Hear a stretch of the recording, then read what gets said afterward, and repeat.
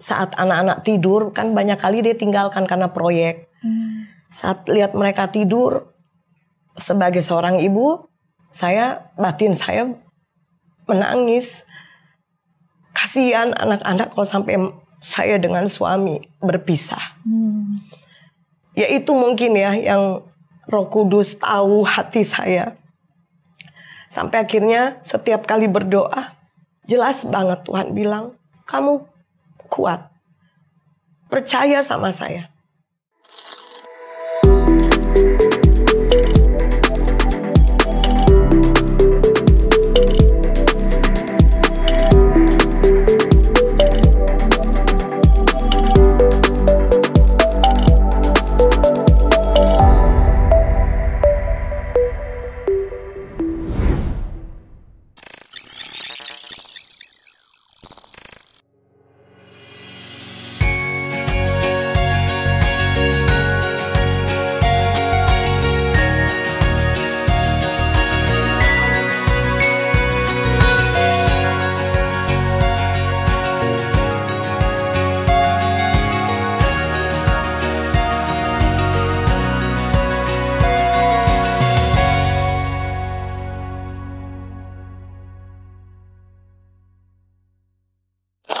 Nah terus apa yang membuat titik balik dari Pak Denny sehingga mengalami perubahan? Ya kalau saya kasih satu kesimpulan gini ya. Saya orang percaya, saya pelayan apalagi saya sebagai hamba Tuhan. Pasti yang pertama secara spirit ada topangan atau dukungan doa orang lain. Mungkin saudara, khususnya istri dan anak-anak jemaat yang ada pada waktu itu. Dan yang membuat saya disadarkan. Yang kedua pasti kebenaran yang terus mendatangi saya, yang saya tahu itu memang kebutuhan saya. Nah yang paling terakhir adalah saya dengan Tuhan, keputusan saya untuk meninggalkan itu. Mau melakukan yang Tuhan percayakan, itu bagi saya yang masih penuh dengan kedagingan ini berat. Tapi saya harus lakukan. Ketika saya ambil keputusan itu, nah itulah yang namanya saya meninggalkan yang lalu, yang lama nih, yang tidak berkenan kepada Tuhan. Baru saya mulai masuk dalam perubahan. Iya, dimulai dari apa tuh Pak? Karena kan sebelumnya nggak mampu deh, kayaknya mau keluar pun nggak mampu gitu. Iya, pria sejati itu. Ada momen tertentu yang waktu itu membawa sesuatu perubahan atau satu yang membuka paradigma, itu momen apa itu Pak? Dari salah satu adik ipar saya yang paling bungsu berkata, Kak Dani mau ikut ini bagus loh gitu. Nah saya tertarik untuk ikut. 2007 waktu itu. Nah waktu itu kan mungkin pelayan itu masih baru-baru lah ininya. Saya udah pernah dengar-dengar, cobalah ikut. Jadi itu pun ikut ada dua hal. Satu mau ikut, dua coba-coba. Karena juga saya ingin berubah. Sebenarnya ada keinginan berubah ya? Ada. Tapi bagaimana caranya? Nggak mampu gitu. Ya, caranya tuh bagaimana? Ya mungkin itu cara Tuhan ya. Lewat adik saya, dia tahu juga kekurangan saya, dia pingin saya berubah. Ya dia dorong, bahkan dia yang biayain. Pendaftaran biaya itu dia yang biayain. Udah saya pergi. Yang aneh di jalan, saya bawa sepeda motor. Waktu itu diadakan di daerah Puncak lah, Cisarua. Iya, daerah Cisarua lah waktu itu. Nah di jalan, saya seperti, bagi saya ini pekerjaan kuasa kegelapan yang menghalangi. Itu saya seperti tercekik di sini. Lagi nyetir motor. Seperti tercekik leher saya. Nah akhirnya saya harus berhenti. Nah ternyata ya itu pengalaman spiritual saya lah. Jadi saya melanjutkan, akhirnya sampai di sana ternyata banyak kebenaran-kebenaran yang mendatangi saya, yang saya tahu itu saya butuh. Nah lewat motivasi, lewat pelayanan dan topangan hamba-hamba Tuhan, pelayan-pelayan yang ada pada waktu itu, akhirnya ya saya punya satu tekad pulang, saya mau bereskan, saya mau tinggalkan. Tapi tidak segampang yang saya pikirkan. Itu butuh proses. Dibimbing juga untuk mengampuni orang tua. Ya, di situ memang ada semua pelajaran-pelajaran sesinya banyak sekali. Mulai dari bagaimana menghadapi keluarga, istri, anak-anak orang lain. Pasti kita perlu pimpinan, bimbingan. Nah memang semua adalah kebenaran untuk saya dan itu kebutuhan saya lah. Tapi yang utama kan memang dia mau beres dengan ada keinginan orang untuk tuanya kan. Ya. Kemudian setelah sesi itu ada himbauan untuk juga membereskan dengan kehidupan masa lalu ya, kalau nggak salah ya Pak Denny ya. Lebih ke orang tua, jadi dia disitulah dia dibimbing sampai. Jadi dibantu cari permasalahan di masa lalunya apa gitu maksudnya kan Pak? Betul. Oke, jadi walaupun Pak Denny kan sebelumnya sampai mau jadi hamba Tuhan, pastinya karena sudah kenal Tuhan, toh sudah terima Tuhan Yesus, sudah terima Tuhan Yesus sebagai Tuhan dan Juru Selamat ya. Tapi ternyata ada bagian yang masih belum bisa dilepaskan. Kaitannya dengan masa lalu. Nah di situ dikasih himbauan ataupun dikasih bimbingan untuk bagaimana melepaskan. Ya ada kebenaran yang saya terima masalah keterikatan dengan dosa. Ya dosa-dosa yang mengikat saya, misalnya katakanlah marah itu bagaimana itu sangat mengganggu seseorang kan, kalau kita tinggal terus dan itu kan salah, apalagi marah tanpa alasan. Nah jadi bimbingan kebenaran itulah yang lewat orang-orang yang membimbing saya lewat pengajaran-pengajaran mereka sampaikan, walaupun saya sudah hamba Tuhan waktu itu banyak kebenaran saya tahu, dan itu mendatangi saya yang mengingatkan saya bahwa saya harus yang namanya melepaskan yang masa lalu. Nah terus hati Bapa, sesi hati Bapa. Iya pelajaran-pelajaran yang saya terima. Soalnya setelah ikut Pria Sejati pulangnya kan cerita. Dan ya saya cerita ini yang saya dapat, saya bereskan dengan dia. Nah itu proses saya sudah mulai dengan dia. Terus sampai sekarang pun proses itu terjadi, tapi tidak seperti dulu saya yang dulu harus marah-marah tanpa sebab, kasar dan sebagainya. Itu sudah berubah ya Pak? Ya, saya tinggalkan itu. Saya tinggalkan walaupun itu masih terus menggoda mendatangi saya. Sekarang saya ada kemampuan, saya punya komunitas yang membantu saya bisa menceritakan masalah saya. Kalau dulu tuh enggak. Masalah saya tanggung jawab saya hadapi sendiri semua. Ya, dan jadi dulu tuh tidak ada kemampuan. Pertama karena tidak dibereskan masa lalu, kedua juga tidak ada komunitas yang mensupport seperti itu. Betul. Nah, kalau mengenai masa lalu berarti sama orang tua memang dahulunya diperlakukan begitu atau gimana? Ya, masa kecil saya sampai saya keluar dari kampung memang saya ingat sampai usia remaja saya masih terima yang namanya perlakuan kasar dari orang tua. Misalnya salah, saya dipukul. Pokoknya yang namanya kekasaran lewat pukulan itu sering saya alami waktu itu. Nama saya kan, seperti apa Pak kekasarannya? Kekasarannya itu bukan hanya dengan kata-kata, itu dengan tindakan. Misalnya memukul dengan kayu yang di badan saya udah nggak ada tempatnya. Pokoknya sembarang kena udah. Kalau di badan saya mau di kepala sampai kaki. Itu dilakukan oleh orang tua saya. Itu yang dia perbuat ke anak-anak. Saya cerita karena saya sudah lepas dan saya ingin bercerita seperti ini untuk semua yang mendengar cerita ini. Kita harus tahu segala tindakan kita itu apa. Jangan sampai berdampak ke orang lain termasuk keluarga kita sendiri, anak istri kita.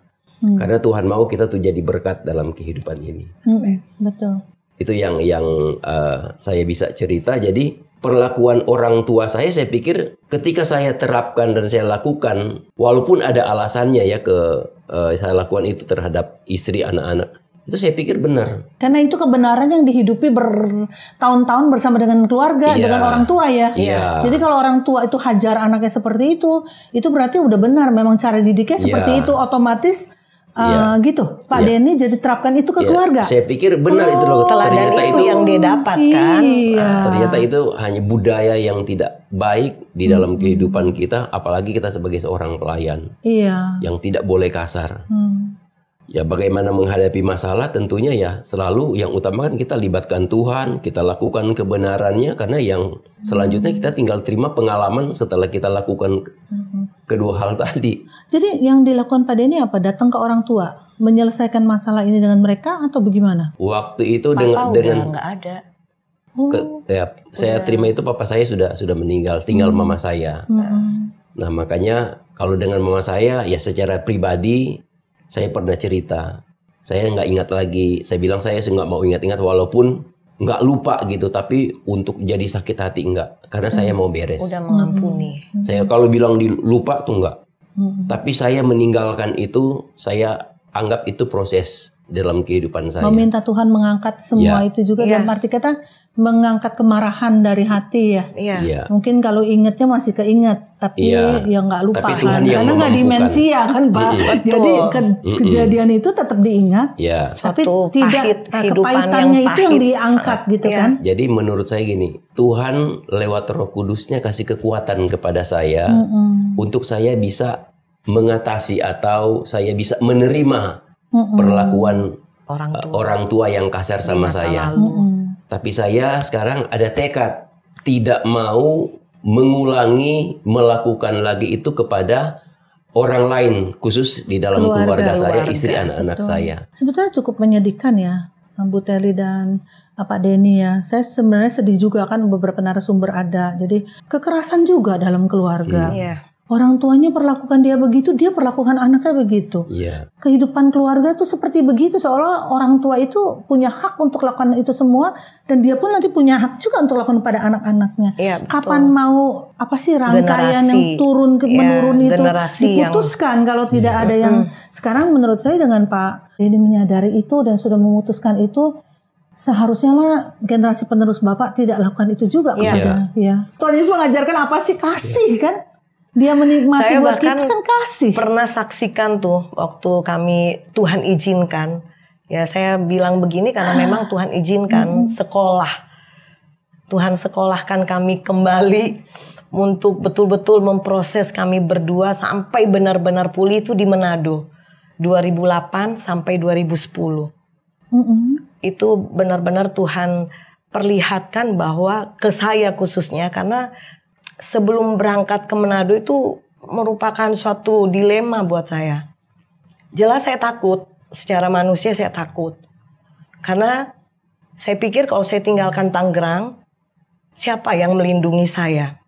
Udah sampai ke situ kan, memang betul saya punya Tuhan. Tapi secara fisik, secara ini, kalau dia berbuat seperti itu lagi, terjadi konflik kami suami istri, dan seperti 2003 yang saya mengandung anak terakhir. Itu traumanya luar biasa. Saya takut itu terulang di Manado saat saya tinggalkan papa. Jadi berat banget sampai saya nangis sejadi-jadinya. Tuhan, saya harus pilih mana? Saya harus ikut suami yang notabene belum berubah, atau saya tinggalkan suami. Tapi waktu itu udah ultimatum dari dia, kalau kamu tidak ikut saya ke Manado, kita sampai di sini, kita pisah. Nah, jujur tidak ada niat untuk pisah karena saya tahu kebenaran. Dan saat anak-anak tidur, kan banyak kali dia tinggalkan karena proyek. Saat lihat mereka tidur, sebagai seorang ibu, batin saya menangis. Kasihan anak-anak kalau sampai saya dengan suami berpisah. Ya itu mungkin ya yang Roh Kudus tahu hati saya.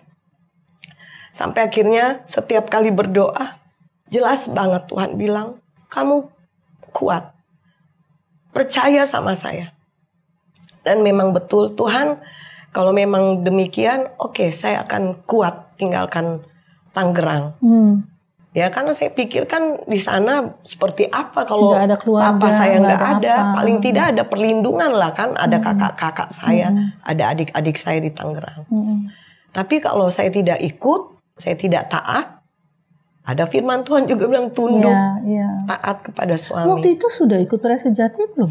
2007. 2008 Tuhan izinkan kami ke Manado. Ke Manado. Nah, masih ada keraguan dari 2007 ke 2008. Suamiku berubah nggak nih? Kan proses. Nggak langsung berubah jadi lemah lembut, jadi apa gitu kan ya Bu? Masih bergumul kan? Ternyata kelemahannya dia seperti itu. Karena tidak ada teladan komunikasi yang baik, orang tuanya tidak beri teladan seperti itu, beda dengan saya. Jadi banyak kali kalau saya bilang ayo kita bicara, ayo kita komunikasikan, itu nggak bisa nggak dia mau, karena nggak biasa, karena tidak terbiasa di keluarga dia. Keluarga saya. Nah jadi kalau papa saya dikit-dikit telepon, dia merasa saya masih manja. Itu dia bisa pemicu juga gitu. Tapi sebenarnya saya pikir kalau saya Karena papa saya juga saya yakin, papa saya, karena mama saya udah duluan Tuhan panggil. Dan selanjutnya saya dengan papa yang banyak doakan. Sampai yang peristiwa yang saya mengandung itu dipukul luar biasa. Papa saya akhirnya datang, dari papa di Ciledug, kami di Cipondo. Papa saya cuma ngomong satu kata. Dani, tangan yang Tuhan kasih itu untuk memberkati jemaat dan keluarga, bukan untuk memukul. Puji Tuhan sih kata-kata itu membekas di hatinya. Karena dia tidak pernah dapat dari orang tuanya seperti itu. Dan itu teladan papa saya yang bukannya malah marah, ya siapa yang gak mestinya marah dong. Sebagai orang tua putri kan, anak saya kamu begituin, mestinya gitu. Tapi papa saya tidak, dengan sabarnya kamu berdoa. Minta kekuatan dari Tuhan supaya Tuhan bisa rubahkan kamu. Dan memang tiap kali itu papa saya bilang, itu udah pilihan kamu nak. Banyak berdoa, papa percaya Dani pasti berubah. Amin. Nah, akhirnya itulah yang membuat saya kuat ikut ke Manado dengan anak-anak 2008. Dan memang benar 2009 itu rupanya karena datang dari keluarga yang tidak harmonis. Kalau saya ceritakan tentang keluarga saya yang harmonis, itu luka buat dia. Luka. Karena merasa itu bisa jadi pemicu. Gitu. Jadi setiap kali papa telepon, rupanya dia diem karena dia diam. Dia tapi kesal. Jadi pernah satu saat itu terakhir, dia lempar saya dengan helm, masih terjadi di Manado. 2009. Nggak tahu dia dengar dari siapa, jadi suka gitu. Dengar dari orang, bukannya nanya atau ngajak bicara. Kamu ternyata melakukan ini ya? Enggak. Helm aja melayang. Ya.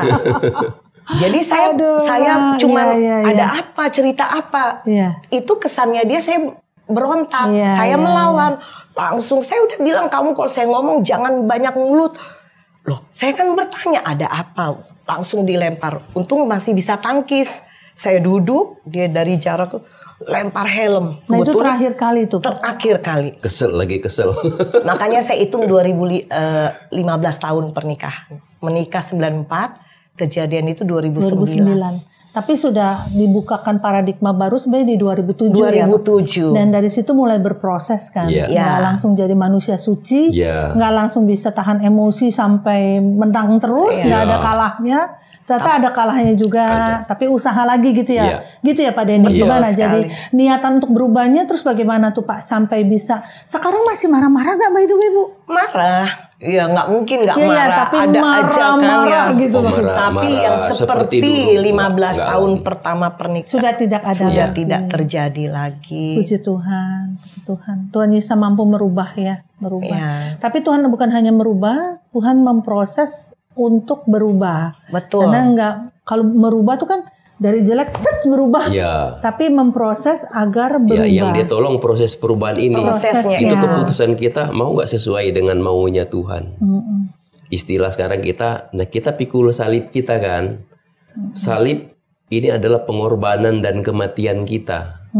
Kita pun harus pikul salib, tapi dari sisi itu untuk mati kita. untuk diri kita sendiri. Mati untuk diri kan. Ada ayat Alkitab bilang kan, siapa yang sudah menjadi milik Kristus, dia itu sudah mati terhadap diri sendiri. Sudah menyalibkan kedagingan. Kalau bicara salib kan kita mati. Betul. Nah, pikul salib artinya kita mati terhadap diri sendiri, tapi hidup untuk Tuhan, bagi kemuliaan Tuhan. Nah itu proses yang dijalani, diyakini Pak Denny, yang membawa perubahan tersebut ya. Itu terus sekarang. Jadi apapun yang misalnya akan membuat saya melakukan, berpikir, jangan sekarang melakukan ya, berpikir dan berkata sesuatu yang tidak benar atau tidak berkenan kepada Tuhan, itu selalu begitu masuk di pikiran saya hal itu, saya percaya Roh Kudus langsung bilang hati-hati. Langsung hati-hati. Nah sekarang tergantung ketika saya tahu sekarang, itu nggak benar. Tergantung keputusan saya melakukan sesuai mau Tuhan atau sesuai daging saya. Iya, betul. Jadi saya pilih, Tuhan saya mau mempermuliakan Engkau dengan hidup ini. Kasih saya kekuatan, tolong saya bagaimana saya harus mengatasinya. Jadi ada aja cara-cara. Dan sudah bisa berdoa setelah ya dia rasa dia salah marah itu. Ya ayo mah kita berdoa. Nah itu yang beda ya. Dulu nggak ada ya. Oke, Pak Denny. Jadi kalau dulu tidak ada kemampuan sama sekali untuk memikirkan yang mungkin Roh Kudusnya bukan tidak menegur, tapi kepekaannya tidak ada, atau mungkin ada sesuatu yang menghalangi karena masa lalu belum dibereskan, kepahitan belum dilepaskan, pengampunan nama orang tua juga belum ada, sehingga itu kayak mengunci, mengunci segala sesuatu sampai kita kayak gak berdaya gitu kan. Oke, begitu kunci itu sudah dilepas, selalu akan ada dorongan kuasa Tuhan untuk kita berbuat baik dan memampukan Pak Denny untuk mau mengambil keputusan yang benar gitu kan. Wah, luar biasa. Itulah. Dan memang ini terjadi di dalam kehidupan saya. Boleh kasih kesimpulan sekarang bahwa hal ini terjadi pada setiap orang di seantero dunia ini ketika mereka itu mau terima Tuhan. Karena yang pertama, Tuhan yang menyelamatkan kan, dia mati untuk kita. Kita nggak bayar apa-apa. Betul. Cukup dengan percaya kita selamat. Tapi pengertian tentang keselamatan ini tidak segampang yang banyak orang pikir. Ketika selamat, oke, kita bebas berbuat apa aja semaunya kita. Bukan seperti itu. Tapi ketika kita sebenarnya menurut firman Tuhan, ketika kita selamat, kita percaya terima Yesus, kita selamat, kita masuk dalam fase yang berikut, yaitu kita berjalan seiring dengan maunya Tuhan. Ini namanya kita pikul salib kita. Kita nggak boleh lagi melakukan kehendak kita kan secara kedagingan. Kita sudah milik Kristus. Yang kita lakukan adalah maunya Tuhan. Makanya dia bilang kan, siapa yang mau mengikut aku, ia harus sangkal diri, pikul salib dan ikut aku. Yang ini yang kita harus mengerti.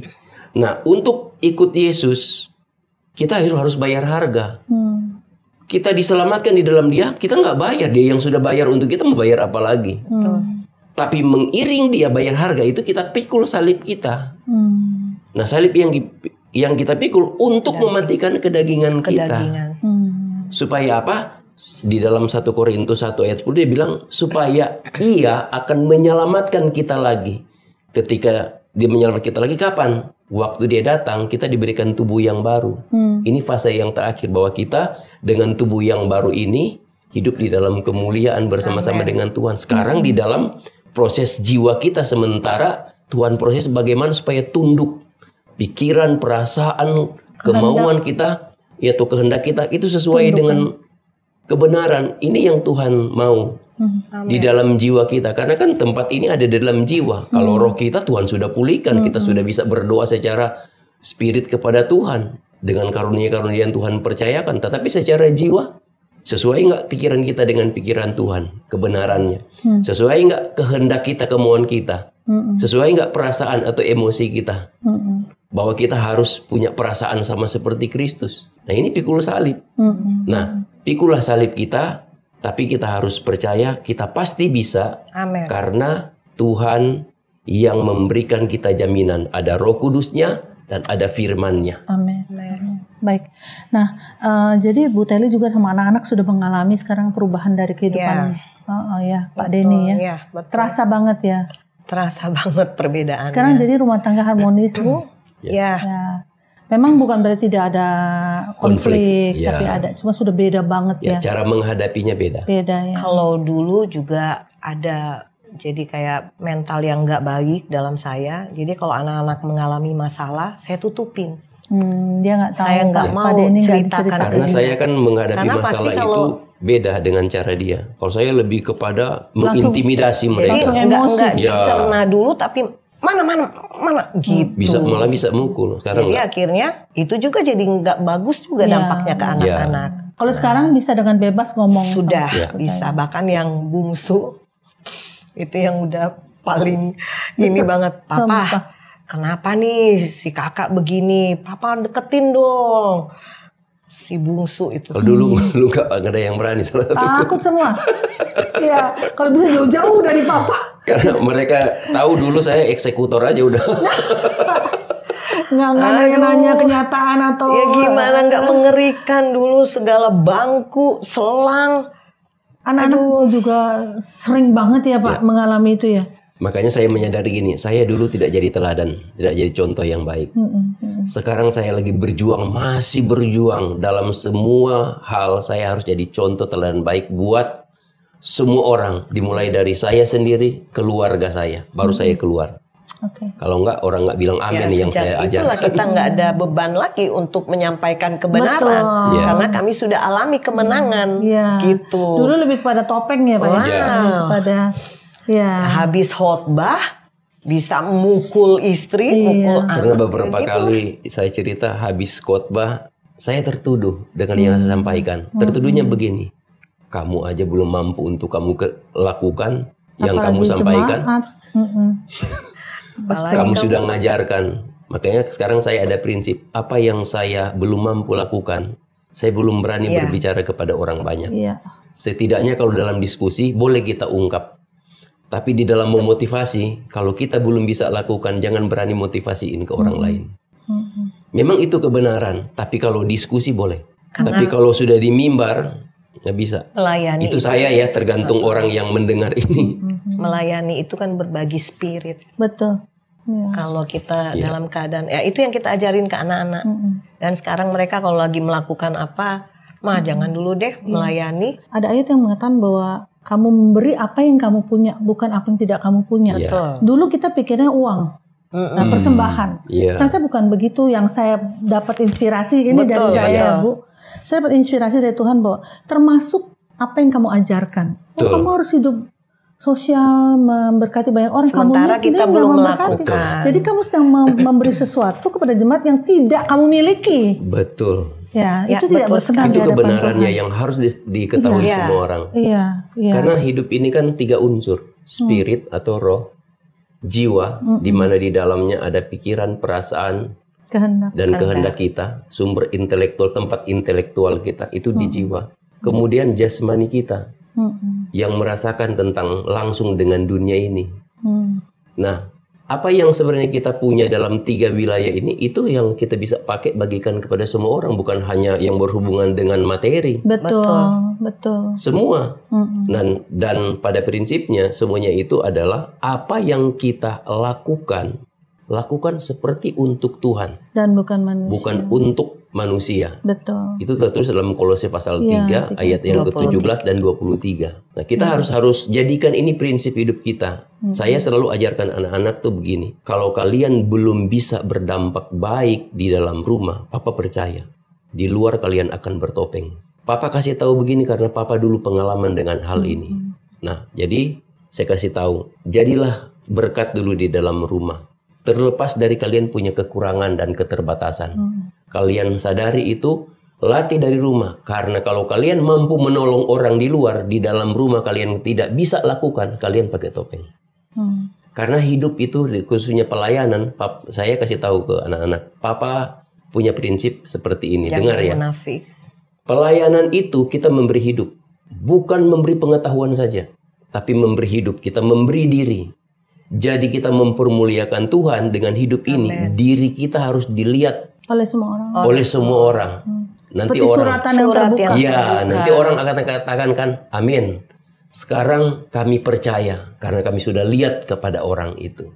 Itu di dalam firman Tuhan apa yang Yesus lakukan. Bukan lagi dari apa kata orang, tapi kami sudah melihat sendiri, saksikan sendiri dari kehidupan yang kami telah lihat. Oke. Pak Denny, kita bisa ngobrol panjang, tapi apa yang Pak Denny sampaikan bisa dengan mantap disampaikan sekarang karena Pak Denny sudah ngalamin ya. Jadi udah enak aja nih, enak aja ya sahabat Crosstalk untuk Pak Denny itu sampaikan dengan semangat begitu karena itu pengalaman beliau sendiri gitu. Kalau dulu mungkin beliau sampaikan, tapi itu cuma sebagai permukaan aja, seperti pengetahuan yang harus disampaikan kepada orang, bukan yang dihayati dari dalam, tapi pengalaman hidup. Membuat Pak Denny bisa ngomong ini mantap sama anak-anaknya. Kalau dulu ngomong sama anak gitu diketawain kali ya Pak? Iya kan? Sekarang kan Pak Denny sudah menunjukkan sikap hidup yang berubah. Tidak ada beban lagi. Nggak ada beban, nggak ada intimidasi kalau saya ngomong begitu. Betul. Saya bilang, Papa masih ada keterbatasan, ada kekurangan. Tapi Papa sedang berusaha, sedang melatih diri untuk meninggalkan semuanya sesuai dengan yang Tuhan mau. Saya bilang begitu ke anak-anak. Nah, kalian pun harus berlatih seperti itu. Oke. Baik, terima kasih Pak Denny, Bu Teli. telah bersedia hadir di sini ya. Mungkin sebelum selesai, Pak Denny atau Bu Teli yang sampaikan sedikit kata-kata buat para sahabat Crosstalk kita ya. Oke. Mungkin Ibu Teli, mulai dari Ibu Teli, boleh. Silakan. Puji Tuhan, ya pemirsa, kalau kami boleh ada di tempat ini untuk menyampaikan kesaksian-kesaksian yang sudah kami sampaikan tadi, ceritakan tadi. Ya, satu kerinduan besar kami supaya kesaksian kami boleh menjadi berkat buat semua telinga yang mendengar dan yang sedang mengalami pergumulan yang sama. Ya, doa saya kiranya juga semuanya juga boleh mendapatkan jalan keluar. Satu hal dari saya, jangan pernah berhenti berharap pada Tuhan, berdoa, karena dengan doa itulah kita akan menanti jawaban Tuhan. Doa ada kuasa Tuhan di dalamnya. Jadi jangan berhenti berharap kepada Tuhan. Seperti kerinduan saya, tidak akan pernah menyerah. Karena di dalam pernikahan Kristen tidak ada kata perceraian. Jadi kita kuat di dalam doa, semuanya pasti akan terdapat jalan keluar dari Tuhan. Tuhan memberkati kita semua. Pak Denny yang singkat ya. Pesan saya kepada saudara yang mendengarkan kesaksian kami, siapapun saudara, apapun persoalan saudara, bagaimanapun kondisi saudara saat ini, saya mau pesan, saudara tuh butuh Tuhan. Saudara butuh Tuhan, Tuhan akan memberikan saudara penolong lewat Roh Kudus-Nya dan lewat kebenarannya, yaitu firman-Nya, supaya dengan firman-Nya kita ada terang dalam hidup ini. Dan Roh Kudus yang akan menuntun kita kepada kebenaran-kebenaran itu. Amin. Dan yang terakhir, tempatkanlah diri kita dalam komunitas yang mampu menyebarkan atmosfer sehat dalam hidup rohani kita, yang akan berdampak dalam kehidupan jiwa kita dan kehidupan jasmani kita. Tuhan memberkati. Puji Tuhan. Sahabat Crosstalk, kita melihat bahwa kedua saudara kita ini bukanlah anak-anak Tuhan biasa ya, mereka adalah pelayan Tuhan, hamba Tuhan, menggembalakan jemaat. Tapi mereka bersedia menceritakan masa lalu mereka yang kelam, dan mereka bisa menunjukkan bahwa dengan perjuangan dan tidak menyerah, ataupun seperti kata Ibu Teli, dia tidak akhirnya memutuskan tidak berpisah dari suami karena firman Tuhan yang tidak mengizinkan anak-anak Tuhan untuk bercerai, membuahkan hasil yang luar biasa. Jadi mereka tidak malu untuk sharing, sekalipun mereka hamba Tuhan, tidak ada hal-hal yang mereka sembunyikan, dan pada akhirnya kemenangan yang mereka alami saat-saat ini, sekalipun masih terus berproses ya Pak, tapi bukanlah hal yang mustahil. Bahwa anak-anak Tuhan juga selalu diberi kesempatan oleh Tuhan untuk memiliki kehidupan rumah tangga yang bahagia. Amin. Ada amin? Amin. Sahabat Crosstalk, pasti ada jalan, sekalipun kamu sekarang memiliki siapapun yang saat ini menonton memiliki pasangan yang mungkin karakternya susah sekali, bahwa dalam doa terus berjalan dengan berani bersama dengan Tuhan. Lepaskan masa lalu yang menggondol, yang tidak seharusnya kita pegang atau kita pikul terus-terusan. Lepaskan itu semuanya, berjalan maju bersama dengan Tuhan. Dengan demikian sahabat Crosstalk, berakhirlah bincang-bincang Crosstalk kita pada saat ini. Terima kasih, kami percaya para sahabat Crosstalk pasti diberkati melalui ini semuanya. Baik, sampai jumpa di bincang-bincang Crosstalk selanjutnya. Tuhan Yesus memberkati. Tuhan memberkati. Sahabat Crosstalk, agar kesaksian ini dapat menjadi berkat kepada lebih banyak orang, yuk like and share kesaksian ini kepada keluarga dan teman-teman lainnya. Bagi sahabat Crosstalk yang diberkati melalui kesaksian ini, mari berbagi di kolom komentar. Dan subscribe agar tidak ketinggalan kesaksian-kesaksian lainnya.